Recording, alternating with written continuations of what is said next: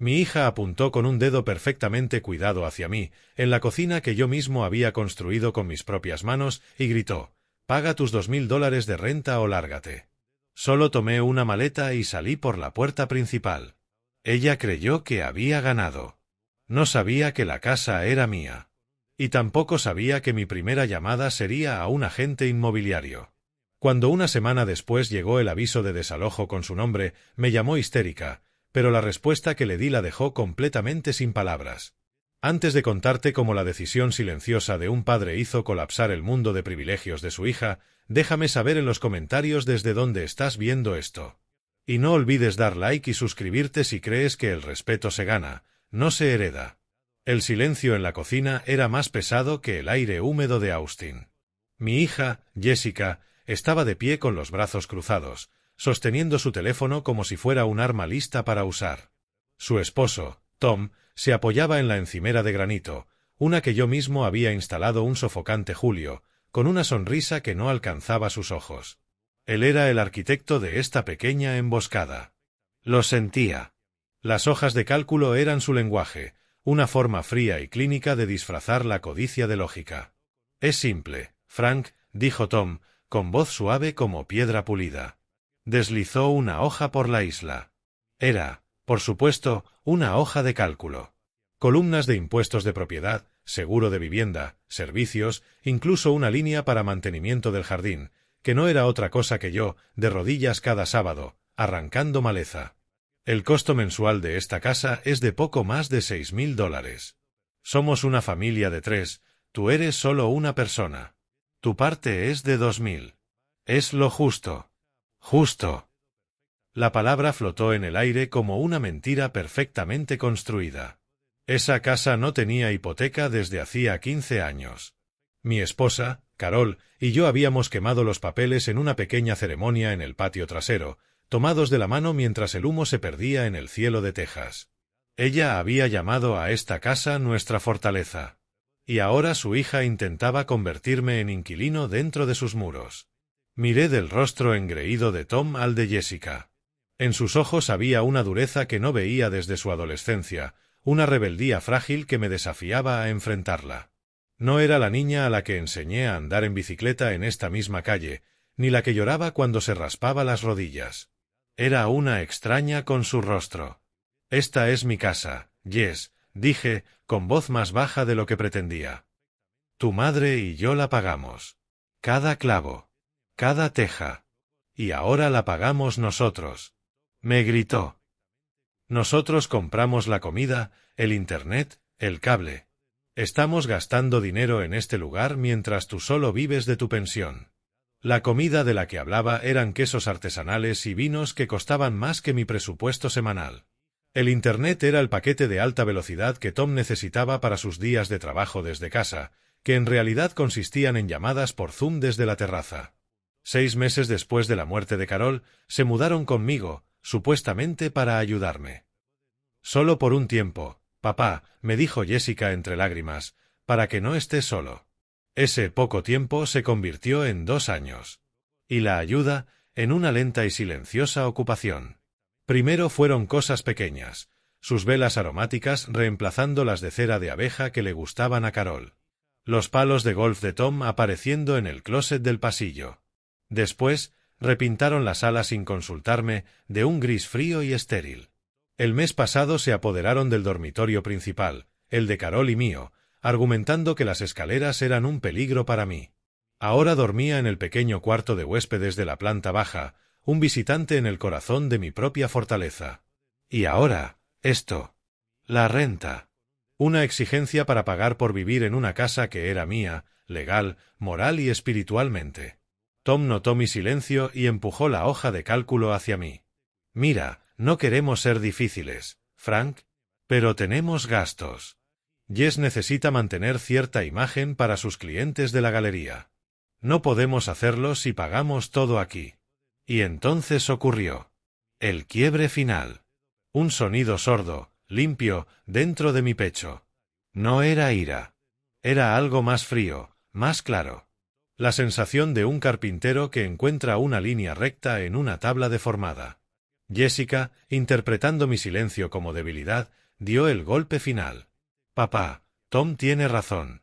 No podemos seguir así. Si no puedes aportar tu parte, tendrás que buscar otro lugar donde vivir. Esta es nuestra casa ahora. Así que, paga la renta o vete. Miré la mesa de la cocina, la que Carol y yo habíamos encontrado en un mercado de antigüedades en Fredericksburg. Recordé nuestras risas cuando intentábamos meterla en mi vieja camioneta Ford. Casi pude oler el aceite de limón con el que ella la pulía cada domingo. En ese momento no estaba defendiendo una casa. Estaba defendiendo la memoria de una vida. La memoria de un amor al que ahora le querían poner una etiqueta con precio.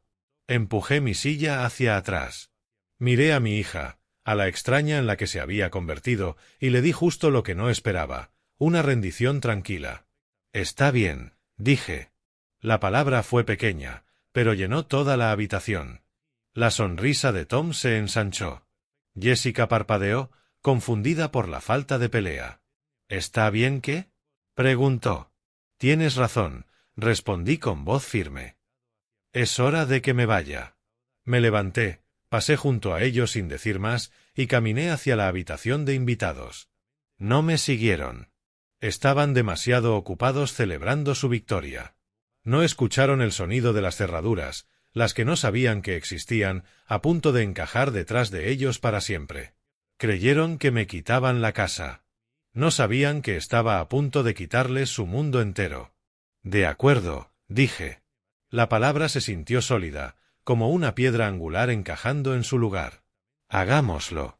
Una pequeña sonrisa profesional asomó en sus labios. Finalmente abrió su tableta, giró la pantalla hacia mí y mostró un contrato de venta. Entonces hagámoslo oficial, dijo. Haré la primera llamada en cuanto terminemos aquí. A partir de ahora, tú solo sigues siendo el hombre callado en la habitación de invitados. Yo me encargo del resto. Estaba sentado en el porche trasero de Sam, con una taza de café en la mano, observando cómo los arrendajos azules discutían alrededor del comedero, cuando mi teléfono comenzó a vibrar. Vi el nombre de Jessica en la pantalla y el estómago se me encogió. Dejé que sonara 2 veces, respiré hondo e intenté sonar como el hombre derrotado que ella esperaba. ¿Hola? ¿Papá? Su voz era como miel tibia, espesa y dulce, un tono que no usaba conmigo desde que era adolescente y me pedía las llaves del coche. Hola, solo estaba pensando en ti. Espero que estés bien. Miré la pintura descascarada de la barandilla del porche de Sam. Me las arreglo, Jess. Bueno, encontré algo que podría ser mejor que arreglártelas, dijo con un tono brillante y forzado que casi dolía escuchar. Es un lugar maravilloso llamado Willow Creek Estates. No es lo que piensas, papá, es más como un resort. Tienen un pequeño campo de golf de 9 hoyos, una piscina terapéutica climatizada e incluso un bistró con hora feliz. No dije nada. Solo la escuché pintar con palabras la imagen de una jaula dorada. Sé que dijiste que te irías a finales de semana, y Tom y yo solo queremos evitarte el estrés de buscar un sitio tú solo. Así que, reservé un tour privado para el sábado. Solo para mirar, sin presión. Pero sería bueno ver las opciones. Sábado. Eso era dentro de 4 días. El mismo día que María esperaba hacer la visita privada. No solo me estaban sacando de la casa, ya estaban construyendo mi próxima prisión, usando mi bienestar como plano. Yes, eso es, muy repentino, dije, fingiendo un tono cansado. Lo sé, pero estos lugares tienen lista de espera, papá. Justo se desocupó una unidad en la esquina y no quería que perdieras la oportunidad. Hizo una pausa y luego soltó la mentira perfectamente pulida. Solo queremos asegurarnos de que estés seguro y cómodo. Te queremos. La llamada terminó. Dejé el teléfono sobre la pequeña mesa metálica junto a mi silla. El sol seguía cálido, los arrendajos seguían peleando y el mundo continuaba girando. Pero su voz permaneció en el aire, pegajosa, impregnándolo todo. No me estaban dando una semana. Me estaban dando un ultimátum envuelto en un folleto. El tiempo ya no era mío, era suyo. Y supe, con una certeza que me heló los huesos, que si no me movía más rápido, mi próximo hogar no sería uno que eligiera yo mismo. Sería una unidad de esquina, con vista a un campo de golf que nunca jugaría. El camión olía a aceite viejo y a la lealtad inquebrantable de Sam. Estaba recostado en el asiento del copiloto, estacionado a 3 casas de la mía, con el motor apagado. Mi vista estaba parcialmente bloqueada por un seto de adelfas descuidado, pero podía ver la acera frente a mi casa, la que yo mismo había vaciado en el verano del 98. Mi corazón golpeaba con fuerza, un tambor frenético contra mis costillas. Cada nervio parecía estar a flor de piel. Mi futuro entero dependía de los próximos 45 minutos.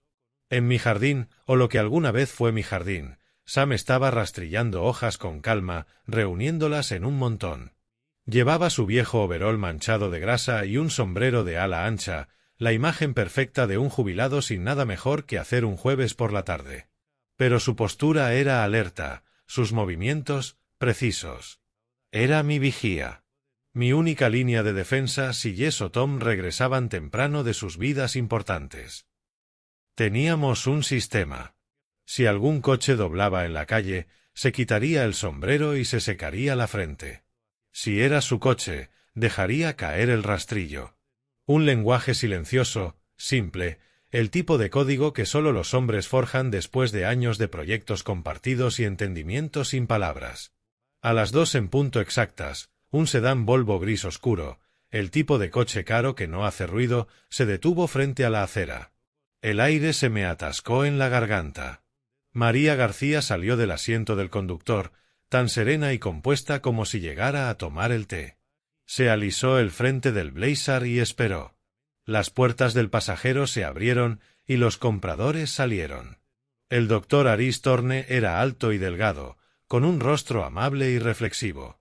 Su esposa, la doctora Lena Torne, tenía una sonrisa cálida que se veía sincera incluso desde esa distancia. No parecían tiburones. Parecían el tipo de personas que uno querría viviendo en su casa, las que apreciarían como la luz de la mañana caía sobre la ventana de la cocina. Y eso, de algún modo, me puso aún más nervioso. Observé cómo María los guiaba por el camino de ladrillos que Carol y yo habíamos colocado, ladrillo a ladrillo, 20 años atrás. La vi abrir la puerta principal con la llave que yo mismo le había dado y hacerlos pasar. Y luego desaparecieron. La casa los tragó por completo. Todo lo que podía hacer era esperar. Los minutos se estiraban, cada uno una eternidad. Imaginé su recorrido por las habitaciones. Los vi en el estudio, donde Lena seguramente pasaba la mano sobre las estanterías empotradas de cerezo que había construido para Carol como regalo de cumpleaños. Ella había llorado al verlas, llevándose la mano a la boca. «Frank», susurró, «es lo más hermoso que alguien ha hecho por mí». Me pregunté si los Torne podrían sentir ese amor aún atrapado en la madera. Pude imaginar a Aris en la cocina, observando los gabinetes de roble macizo con sus uniones perfectas, un detalle que ningún constructor moderno se tomaría la molestia de hacer. Había pasado todo un invierno fabricándolos, perfeccionando cada pieza, mientras la radio sonaba con canciones viejas y Carol me leía el periódico. No eran solo gabinetes, eran un testimonio de una vida construida con paciencia, con cuidado. Una vida que mi propia hija ahora veía como una simple cifra en una hoja de cálculo. Miré hacia Sam. Seguía rastrillando, su ritmo tranquilo, constante. No se había secado la frente. No había dejado caer el rastrillo. Seguíamos a salvo. Los vi a través del gran ventanal de la sala. Estaban de pie junto a la chimenea, mirando el dintel que había tallado de una sola pieza de madera recuperada. Lena señaló algo, y Aris asintió, con una expresión seria, apreciativa. No estaban mirando solo los metros cuadrados. Estaban viendo los detalles. Estaban viendo el trabajo. Estaban viendo a mí, de una forma que mi propia familia ya no podía. La espera fue una tortura. Tenía las palmas sudadas y el café de esa mañana era un recuerdo agrio en mi estómago. ¿Y si no les gustaba? ¿Y si veían las marcas del suelo como defectos en lugar de historia? ¿Y si se marchaban y todo el plan se derrumbaba? Después de lo que pareció una eternidad, la puerta se abrió. 48 minutos. Los había contado. María salió primero, seguida por los Thorne. Conversaban en el porche. No podía oír sus palabras, y esa ignorancia era su propia tortura. Analizaba su lenguaje corporal buscando una señal. No sonreían, pero tampoco fruncían el ceño. Parecían serios, concentrados. Tras unos minutos, se estrecharon las manos, subieron al Volvo y se marcharon. La calle volvió a quedar en silencio. María se quedó sola en el porche un momento, de espaldas a mí. Sacó su teléfono. El mío, sobre el asiento, parecía una bomba a punto de explotar. Lo miré, esperando que vibrara, esperando el veredicto. Vibró. El sonido retumbó como un trueno dentro de la cabina del camión. Temblando, contesté. Frank. La voz de María sonaba tan calmada como siempre, pero había en ella una emoción contenida, una chispa. María, logré decir, con la garganta seca. Les encantó, Frank, dijo, y por fin pude respirar. Lena no paró de hablar de las estanterías. Aris me preguntó 3 veces si la repisa era original. Ven la calidad. Sienten la historia. Cerré los ojos y apoyé la frente contra el vidrio frío de la ventana. ¿Hicieron una oferta? Hubo una pausa, perfectamente medida. Frank, dijo, y pude escuchar la sonrisa en su voz, no quieren arriesgarse a una guerra de ofertas. Han hecho una oferta al contado. $940,000. Y están dispuestos a renunciar a la inspección y cerrar en 10 días. El número flotó en el aire, tan grande, tan imposible, que por un segundo no parecía real. $940,000. No era solo una cifra. Era una llave. Era una salida. Era el sonido de una fortaleza cerrando sus puertas, con mi libertad a salvo dentro y su codicia fuera, en el frío. No pude hablar. Solo me recosté contra el asiento y dejé que el alivio me inundara, una ola poderosa, purificadora. Desde su jardín, Sam me miró y levantó el rastrillo en un saludo silencioso. El juego había cambiado. Todas las piezas estaban en su lugar. Solo quedaba decir, en voz baja, jaque mate. Apreté el teléfono contra mi oreja. $940,000. No era solo dinero. Era una vida de madrugones y espaldas doloridas. Eran los 2 trabajos que tuve cuando Jessica usaba brackets. Era el viaje que Carol y yo nunca hicimos para pagar antes la hipoteca. Eran todos los sacrificios silenciosos, cada preocupación no dicha, condensados en una sola cifra limpia. Era libertad. Era el precio de la fortaleza que Carol siempre quiso que tuviera, una fortaleza que ellos intentaron convertir en su banco personal. La voz de María volvió a traerme al presente. «¿Frank? ¿Sigues ahí? No hay presión. Podemos hacer una contraoferta si quieres». «No», dije, con una firmeza que no recordaba en años. «No, María. No contraofertas. Diles que sí. Aceptamos». «Excelente», respondió, con esa satisfacción profesional en su tono. «Prepararé el contrato de compra de inmediato. Con una oferta en efectivo y sin condiciones, el cierre en 10 días será ajustado, pero totalmente viable. Tendré los documentos listos para que firmes por la mañana». «Gracias, María», dije, y lo decía en serio. No solo por su trabajo, sino por ser la mano firme que necesitaba mientras mi mundo temblaba. Cuando colgué, no me moví. Solo me quedé en la cabina del camión, en silencio, mirando la casa. Mi casa. Por unos días más, al menos. Se veía diferente ahora. El sol del atardecer rozaba los bordes del techo, haciéndola brillar. Ya no era una prisión.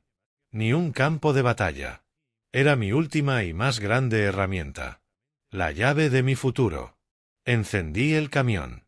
El viejo motor rugió con vida. Mientras me alejaba del bordillo, sentí una profunda sensación de cierre. Las ruedas estaban en movimiento. El plan estaba en marcha. No había vuelta atrás. Y por primera vez en mucho tiempo, no quería que la hubiera.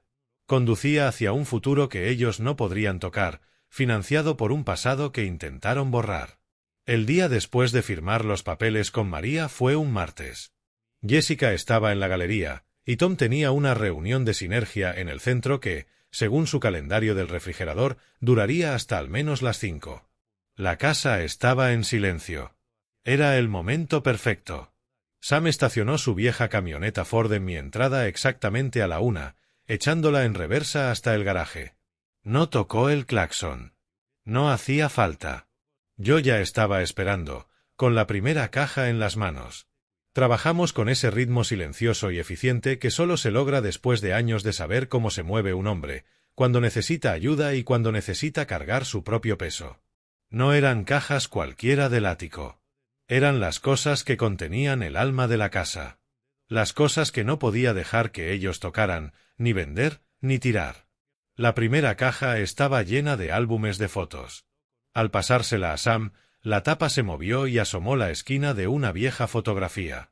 Era Carol, 20 años más joven, junto al lago, con una Jessica de 7 años sobre sus hombros. Jess reía, con sus pequeñas manos enredadas en el cabello de su madre. Carol la miraba con una alegría pura, desarmante, que ahora me golpeó como un puñetazo en el pecho.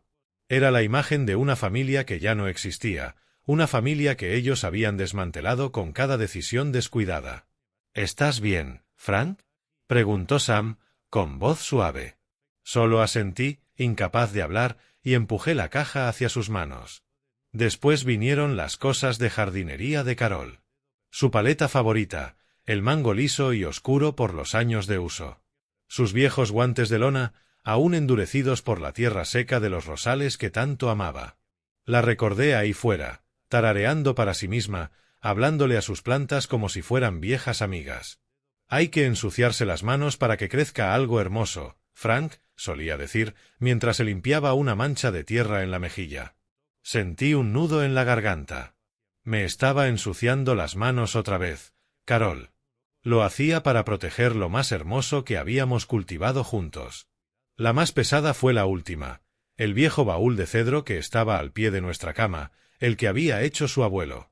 Sam y yo lo cargamos juntos, nuestras pisadas resonando en el dormitorio principal, ya casi vacío. Dentro estaban su vestido de novia, cuidadosamente envuelto en papel de seda, y un manojo de cartas que nos habíamos escrito durante el año en que trabajé fuera del estado. «Esto es para las cosas demasiado importantes como para olvidarlas», dijo el día que lo compramos. Mientras lo subíamos al camión, miré hacia la casa. Ya se sentía hueca, como una hermosa concha sin vida. No era solo una mudanza. Era una misión de rescate. Estaba salvando los últimos pedazos de nuestra vida de un futuro donde solo serían cosas viejas en el mundo vacío y perfectamente curado de Jessica y Tom. Eso fue lo último, dije, cerrando la compuerta con un clic suave. Sam puso una mano pesada sobre mi hombro. «Ella estaría orgullosa de ti, Frank, por hacer esto». «No estoy solo moviendo cajas, Sam», respondí, mi voz era pesado. «Estoy mudando una vida. Nuestra vida. Y no voy a permitir que la vendan en pedazos». La puerta metálica del depósito se cerró con un estruendo final y metálico, y en ese sonido sentí que un capítulo de mi vida se cerraba para siempre. El pasado estaba ahora seguro. El escenario estaba listo para lo que vendría después. El silencio del cuarto de repuesto de Sam era un cambio bienvenido. Por primera vez en 2 años, los únicos sonidos eran los que realmente pertenecían allí, el suave zumbido del ventilador del techo, el ladrido lejano de un perro del vecindario. El trabajo de mover las cajas, de asegurar las piezas tangibles de mi vida con Carol, había sido agotador, pero también purificador. Con el pasado guardado de forma segura en un depósito con control de clima, finalmente podía concentrarme en el futuro. Esa tarde, me senté al borde de la sencilla y firme cama y abrí mi maletín. Era hora de revisar los papeles que había dejado, los cabos sueltos de una vida que estaba preparando para cerrar de manera ordenada. La mayoría eran declaraciones de impuestos antiguas y títulos de autos, el papeleo aburrido pero necesario de la existencia. Pero al fondo de un archivo etiquetado como hogar, encontré una carpeta delgada y olvidada.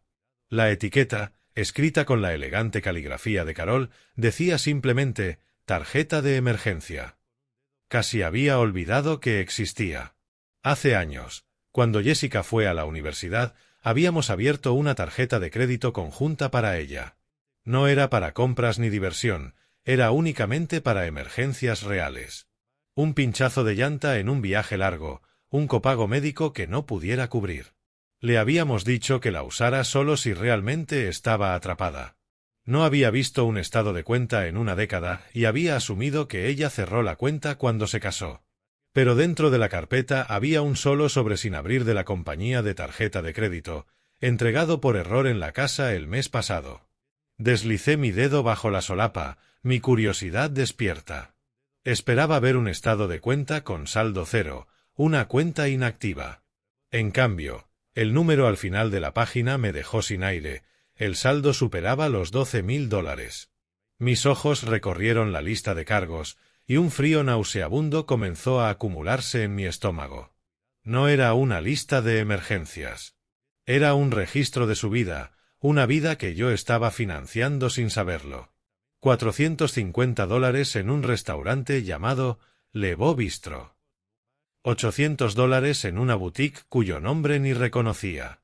$600 por una estancia de 2 noches en el Serenity Spa y Resort.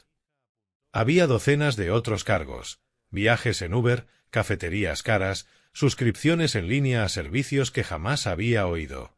Profundicé en el viejo archivo, con las manos comenzando a temblar. Encontré otros estados de cuenta que se remontaban años atrás. El patrón era innegable. No era un gasto reciente. Era un engaño calculado a largo plazo. Habían estado usando esa tarjeta de emergencia como su fondo personal durante años. Recordé hace 6 meses, cuando Jessica se sentó en mi cocina, con lágrimas en los ojos, diciéndome que estaban teniendo problemas para pagar una reparación del coche. Dijo que eran solo unos cientos de dólares, pero que los dejaría en bancarrota. Al día siguiente fui al banco y saqué $500 de mis propios ahorros para dárselos. Miré nuevamente el estado de cuenta en mi mano. Con fecha apenas 2 días después de esa conversación, un cargo de $375. El comerciante, Serenity Spa. La traición era tan profunda, tan cínica, que casi me dejaba sin aliento. Esto no se trataba solo de la casa. No se trataba solo de derechos. Era robo. Me habían mirado a los ojos, habían suplicado pobreza y aceptado mi ayuda, mientras trataban mi nombre y mi crédito como un recurso privado e inagotable.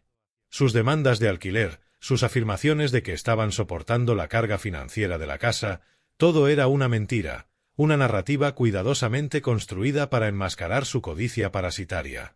La tristeza que había cargado durante días se quemó, reemplazada por una ira fría y dura. Esto cambiaba todo. Esto ya no era solo un conflicto familiar. Esto era fraude.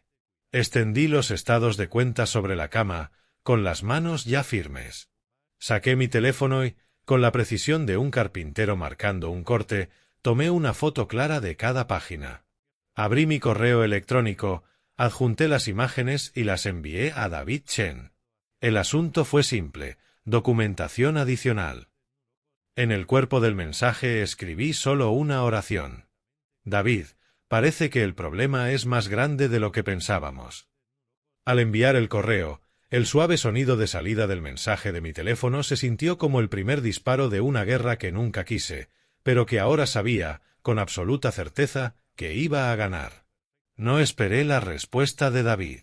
Algunas acciones no pueden delegarse a los abogados, no por la ley, sino por el alma. Deben hacerse con tu propia mano, con tu propia voz. Tomé el estado de cuenta más reciente, el papel aún frío y extraño, y marqué el número de la tarjeta. El menú automatizado era un laberinto de indicaciones robóticas y educadas, diseñado para agotarte antes de llegar a un humano. Presioné 0 repetidamente, un pequeño acto de desafío, hasta que finalmente el sistema cedió y una persona real respondió. «Gracias por llamar», dijo una voz cansada. «Mi nombre es Brenda, ¿en qué puedo ayudarle?» «Hola, Brenda», dije, con voz calmada y firme. Mi nombre es Frank Miller. Necesito reportar una serie de cargos no autorizados en mi cuenta y solicitar un bloqueo inmediato de todas las tarjetas asociadas. Hubo una pausa, el sonido de tecleo. Está bien, señor Miller. Puede verificar su dirección y los últimos 4 dígitos de su número de seguro social. Le di la información. Gracias, dijo.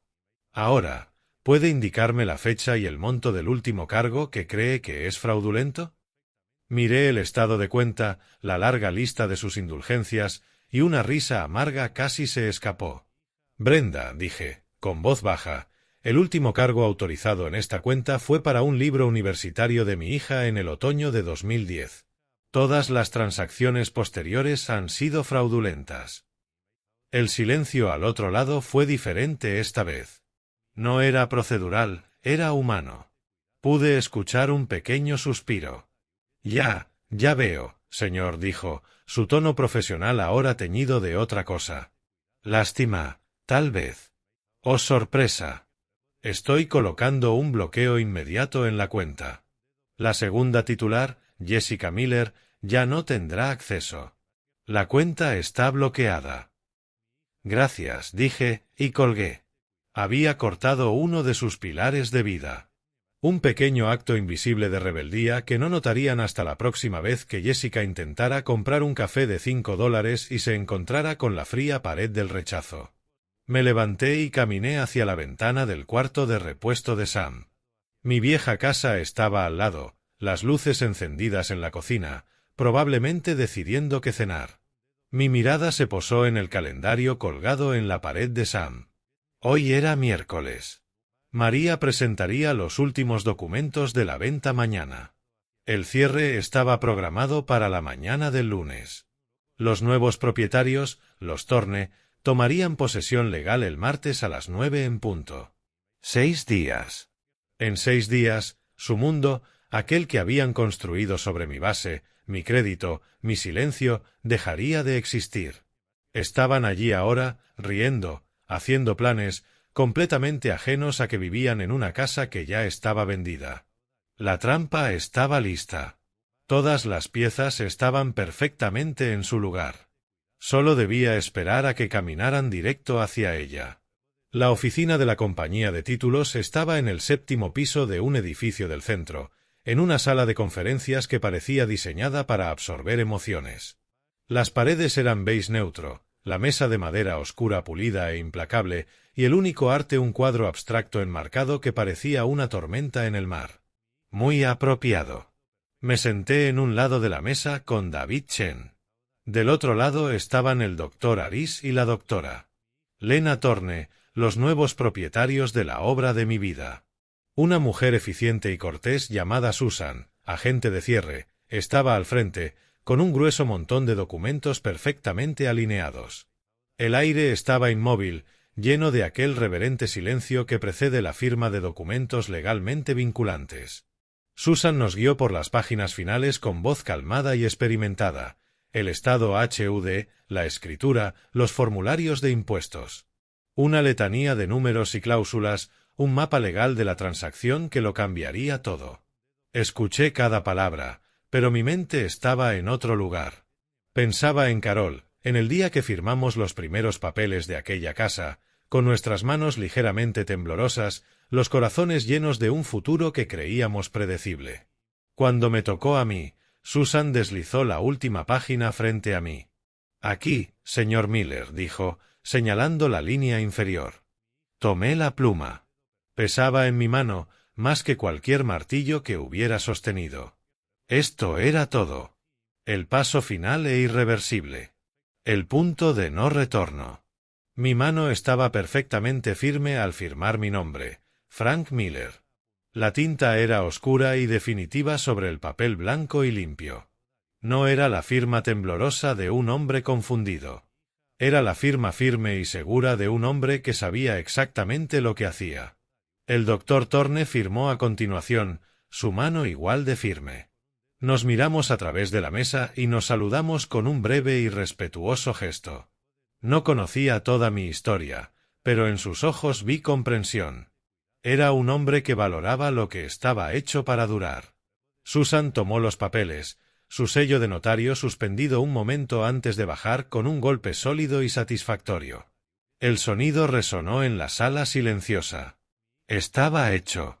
No con un grito, ni con pelea, sino con el suave beso de la tinta y el caucho sobre el papel. La fortaleza que Carol y yo habíamos construido ya no era mía. Pero al levantarme de la mesa, sentí que un peso que ni siquiera sabía que cargaba se desprendía de mis hombros. Por primera vez en años, me sentí seguro. Apreté la mano del doctor Thorne. «Cuídenla bien», dije. «Lo haremos», Frank respondió, firme. David y yo salimos de la oficina y caminamos bajo la brillante mañana del lunes. La ciudad se sentía distinta. El aire más limpio, el cielo más amplio. Los papeles firmados. Los fondos transferidos. La casa tenía una nueva familia. Solo quedaba informar a la antigua. Sam me lo contó después, compartiendo un café fuerte como él solo sabe hacer. Describió la escena con la claridad de un hombre que ha pasado la vida observando motores y sabe cuando algo funciona y cuando está a punto de romperse. Era martes, un día brillante y despejado en Austin que hace pensar que nada malo podría pasar. Sam estaba en su porche, como le pedí, fingiendo leer el periódico pero realmente vigilando mi vieja casa. A las 9 en punto, un auto del sheriff del condado de Travis se detuvo silenciosamente en la acera. Sin luces ni sirena. Solo llegó, un hecho simple e innegable. Un momento después, un sedán modesto se estacionó detrás, y una mujer con un traje impecable salió. Era la representante de Sterling Property Management, la empresa contratada por los Thorne. Sam dijo que caminaron juntos por el camino, pasos sincronizados y decididos. No parecían esperar pelea. Parecían entregar un mensaje que ya estaba firmado y sellado. Jessica abrió la puerta. Sam pudo verla a través de la malla. Tenía una taza de café en la mano y una sonrisa perezosa y satisfecha. Era la sonrisa de quien cree que ya ha ganado. ¿Puedo ayudarle?, preguntó, su voz cruzando la calle silenciosa. El subjefe, un hombre alto de rostro tranquilo y curtido, fue el primero en hablar. ¿Es usted Jessica Miller? Tom apareció detrás, ya molesto por la interrupción. ¿De qué se trata esto?, preguntó, con tono impaciente. La mujer de Sterling dio un paso adelante, sosteniendo un portafolio profesional. «Buenos días», dijo, con voz cortés pero firme. «Mi nombre es Sarah Jenkins. Represento a los nuevos propietarios de esta propiedad». Sam dijo que el cambio en sus expresiones fue impresionante. La sonrisa de Jessica no solo desapareció, colapsó. Tom soltó una corta y aguda risa, como si intentara desestimar algo que ya estaba atragantado. «¿Nuevos propietarios?», dijo Tom. «Creo que tiene la dirección equivocada. Esta es la casa de mi suegro». «Ya no, señor», dijo la señora. Jenkins, imperturbable. Abrió su portafolio y mostró un documento. La propiedad en calle Sauce 124 se vendió ayer. El cierre se finalizó y la escritura se registró con el condado esta mañana. Estoy aquí para entregarle un aviso oficial de desalojo de 30 días. Jessica solo miraba, su rostro perdiendo todo color. Miraba del papel al subjefe y de nuevo al papel. «¿Vendida?», susurró, la palabra pequeña y frágil. «No, eso no es posible». «Se lo aseguro», dijo la señora Jenkins. El subjefe dio un paso adelante, su sola presencia reforzando sus palabras. Tom reaccionó con ira. «Esto es una locura, es una estafa. Nuestro padre es un anciano. Debió ser manipulado, coaccionado para firmar algo que no entendía». «Señor», dijo el subjefe, voz plana y serena, la voz de quien ha escuchado todas las excusas. «Tenemos copia de la transferencia de escritura registrada. El propietario de registro es ahora el fideicomiso familiar Thorne. Su suegro, Frank Miller, estuvo presente en el cierre, estuvo representado por su propio abogado y se determinó que estaba en pleno uso de sus facultades. La venta es legal, definitiva y vinculante. Cada palabra era un clavo en el ataúd de su realidad. Jessica finalmente halló su voz, pero era aguda y quebrada, cargada de pánico. No, no puede hacernos esto. Esta es nuestra casa. Vivimos aquí. Señora, dijo el subjefe, visiblemente perdiendo paciencia. Su acuerdo de vivienda era con el propietario anterior. Ese acuerdo ha terminado. Su disputa es con él. Nuestro único trabajo aquí es entregar este aviso. Extendió el papel hacia ella. Ha sido notificada. Jessica no lo aceptó. Solo se quedó allí, negando con la cabeza, como si pudiera rechazar la realidad misma. Tom finalmente arrebató el papel de su mano y lo leyó de nuevo, como si las palabras pudieran cambiar. «Esto es un farol», dijo Tom, voz grave. «Nos está asustando». Jessica finalmente bajó el teléfono, la mano temblando. Una risa aguda, histérica y única escapó de sus labios. «¿Un farol, Tom? ¿Lo escuchaste? La tarjeta de crédito. ¿Sabe sobre la tarjeta de crédito?» Entonces comenzaron las recriminaciones, un torrente amargo y venenoso. «Este fue tu plan brillante», siseó Jessica, voz quebrada pero más fuerte que sus gritos anteriores. «Dijiste que era un viejo débil y sentimental, que cedería con un poco de presión». «¿Yo?», replicó Tom, pálido. «Tú eras la impaciente. Tenías que tener la casa ahora, el dinero ahora. Te dije que fuéramos despacio, pero tú tuviste que empujar». «Porque nos estamos hundiendo, idiota», gritó ella, arrojando finalmente el teléfono sobre la mesa de la entrada. «Porque tus aventuras nos están sangrando. La casa se suponía que era nuestra red de seguridad». «Buscaremos un abogado», balbuceó Tom, pero la confianza se había evaporado de su voz. «Lucharemos». Ahí fue cuando Jessica realmente rió, según Sam. Un sonido hueco y roto que resonó por el jardín. «¿Con qué dinero, Tom?», preguntó, con voz cargada de desprecio. Sacó su cartera del bolso y arrojó una tarjeta de crédito platino sobre la mesa, junto al teléfono. Intenté reservar una mudanza mientras le gritaba. «Por si acaso». «Rechazada». Probé la tarjeta de emergencia. «Rechazada». Todas rechazadas. Sam dijo que vio como el rostro de Tom se desmoronaba mientras sacaba su propio teléfono, dedos tecleando frenéticamente su app bancaria. No necesitaba decir palabra. La mirada de miedo helado en su rostro lo decía todo. Mi tranquila llamada a un representante de servicio al cliente había hecho más daño que 1000 discusiones.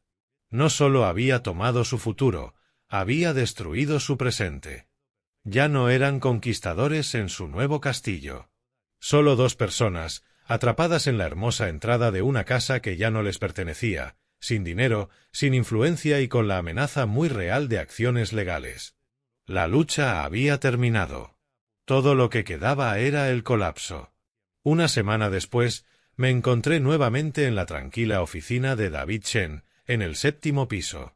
La ciudad de Austin zumbaba bajo nosotros, un sonido distante y amortiguado. Afuera, a través de la gran ventana, el cielo era de un azul limpio y pálido. La tormenta había pasado. David deslizó sobre la mesa pulida una carpeta gruesa, encuadernada en cuero. Las letras doradas en la portada eran simples, elegantes y definitivas. La Fundación Carol Miller. «Este es el último paso, Frank», dijo David con voz suave. «Una vez que firmes esto, los fondos de la venta se transferirán de manera permanente. No hay vuelta atrás». Miré la carpeta, pero lo que realmente veía era el rostro de Carol, sus manos en el jardín, la mirada en sus ojos el día que quemamos los papeles de la hipoteca. Ella había creído en construir cosas que duraran. Jessica y Tom solo habían creído en lo que podían gastar. Finalmente entendí que la casa nunca había sido la verdadera herencia. El legado real eran los valores que habíamos construido dentro de sus paredes. El dinero era solo el material bruto, la madera y los clavos, para construir algo nuevo que honrara su espíritu. «No es para ellos», dije, «tanto para mí como para David». «El dinero», Quiero decir, nunca se trató realmente de castigarlos. Lo sé, dijo David. La venganza es una satisfacción temporal. Un legado es permanente. Abrió la carpeta. La declaración de la misión era un solo párrafo en el que habíamos trabajado juntos. Proporcionar becas y ayudas para herramientas a estudiantes que ingresaran a escuelas técnicas de Texas Central, honrando la dignidad de trabajar con las manos. Era simple. Era honesto. Era todo en lo que Carol y yo habíamos creído. Tomé el bolígrafo. Ahora se sentía ligero en mi mano, ya no un arma, sino una herramienta. Una herramienta para construir. Al firmar mi nombre, no pensaba en los gritos de pánico de Jessica por teléfono ni en la expresión de derrota absoluta en el rostro de Tom. Pensaba en algún joven que nunca conocería, un chico o una chica con manos callosas y un sueño, recibiendo una carta que decía que alguien creía en ellos. Estaba transformando el momento más feo de mi familia en la oportunidad más brillante de otra persona. Empujé el documento firmado de vuelta sobre la mesa. Una paz profunda e inquebrantable se asentó sobre mí. No era la euforia de la victoria. Era algo más profundo, más silencioso. Era la sensación de una deuda saldada, no por ellos conmigo, sino por mí con la memoria de la mujer que amaba. La batalla había terminado. Pero no era su caída lo que definía mi victoria. Era esto, el acto silencioso de crear algo bueno a partir de los escombros. Carol estaría orgullosa, Frank, dijo David, cerrando la carpeta. Miré por la ventana el vasto cielo de Texas y, por primera vez en 2 largos años, sentí el calor del sol en mi rostro. Creo, dije, con una pequeña sonrisa que finalmente alcanzó mis labios, que ya lo está. La verdadera familia se construye sobre el respeto mutuo, no sobre un sentido unilateral de derecho. Cuando tu amor es tratado como un recurso que se puede gastar, establecer límites firmes y silenciosos es esencial. No se trata de venganza, sino de preservar tu dignidad y enseñar que las consecuencias son una herencia mucho más valiosa que la riqueza no merecida. ¿Alguna vez has tenido que enfrentarte a un familiar que te daba por sentado? Cuéntanos en los comentarios y no olvides darle like y suscribirte para más historias.